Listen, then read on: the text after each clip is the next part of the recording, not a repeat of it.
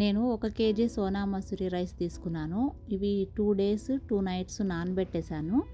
ఇది third day అనమాట ఈరోజు. వడపోసి పెట్టేశాను. బియ్యం నానబెట్టిన తర్వాత ఎవ్రీ 8 అవర్స్కి ఒకసారి మళ్ళీ బాగా బియ్యం కడిగి నీళ్ళు వంపేసి మళ్ళీ ఫ్రెష్గా వాటర్ పట్టి పెడుతూ ఉండాలి. లేదంటే బియ్యం థర్డ్ డే కల్లా వాసన వచ్చేస్తాయి.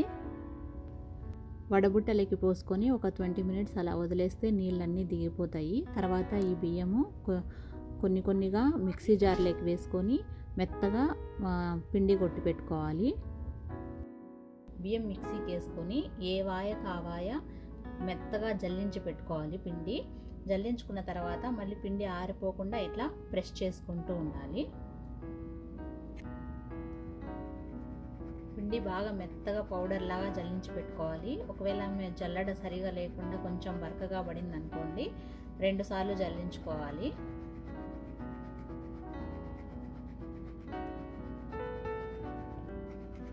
ప్రతిసారి జల్లించుకున్న తర్వాత కొంచెం నూక మిగులుతుంది కదా జల్లెట్లో, అది మళ్ళీ ఇంకొక వాయ మిక్సీ పట్టుకునేటప్పుడు ఈ నూకను కూడా అందులోకి వేసేసుకొని మిక్సీ పట్టేసుకోవాలి.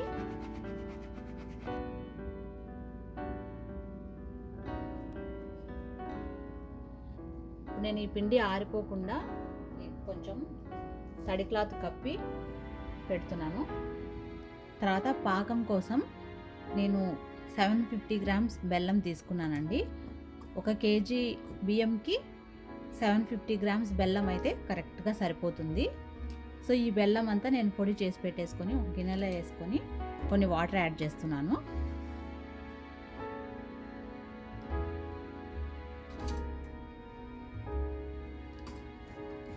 ఇలా అంతా కలుపుకుంటూ బెల్లం అంతా కరిగే వరకు కలుపుకోవాలి.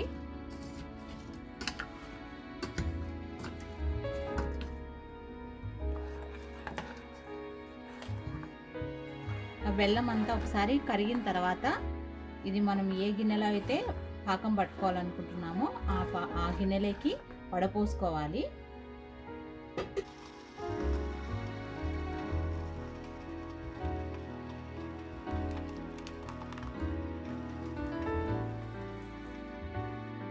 వడపోసుకుంటే మనకి బెల్లంలో ఏమన్నా చిన్న చిన్న రాళ్ళు, ఇసుక కానీ పీసులు ఇలాంటివి ఉంటే సపరేట్ అయిపోతాయి.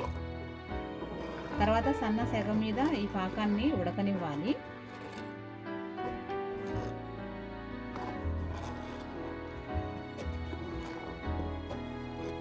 పాకం చిక్కబడుతున్న కొద్దీ వెంటనే చెక్ చేసుకుంటూ ఉండాలి పాకం అయిందా లేదా అని. మనకి ఉండపాకం వచ్చే వరకు కలుపుకుంటూనే ఉండాలి.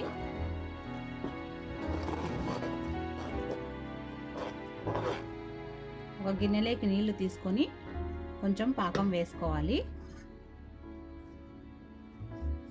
చూడండి, ఈజీగా వచ్చేసింది. మనకి ఉండలాగా ఫామ్ అయింది కదా. చూడంండి, చక్కగా ఉండలాగా ఫామ్ అయింది కదా. పాకం ఇలా వస్తే సరిపోతుంది. కొంచెం యాలకుల పొడి, తర్వాత ఒక 2 స్పూన్లు నెయ్యి వేస్తున్నాను పాకంలో. స్టవ్ ఆఫ్ చేసుకోవాలి. ఇక ఒకసారి కలిపేసి తర్వాత ఇందులో బియ్యం పిండి కొంచెం కొంచెంగా వేసుకుంటూ కలుపుకుంటూ ఉండాలి. ఒకరు వేస్తూ ఇంకొకరు కలుపుకుంటూ ఉంటే ఇంకా ఈజీగా ఉంటుంది.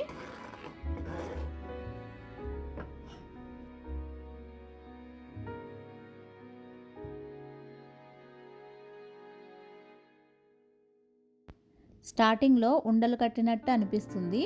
బాగా కలుపుకుంటూ ఉంటే ఉండలన్నీ క్లియర్ అయిపోయి చివరికి మనకి స్మూత్ అరిసెల పిండి తయారవుతుంది.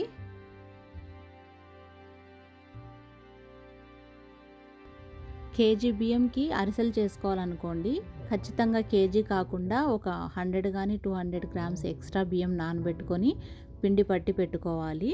సేఫ్ సైడ్కి అనమాట. ఒకవేళ మనకి పాకం అనుక అయిందనుకోండి, పిండి కొంచెం ఎక్స్ట్రా పడుతుంది.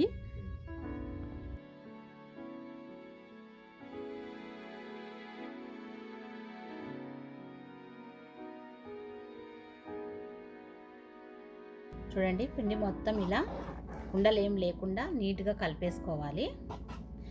నీట్గా కలిపేసుకున్న తర్వాత ఒక 10-15 నిమిషాలు సెట్ అవ్వనివ్వండి.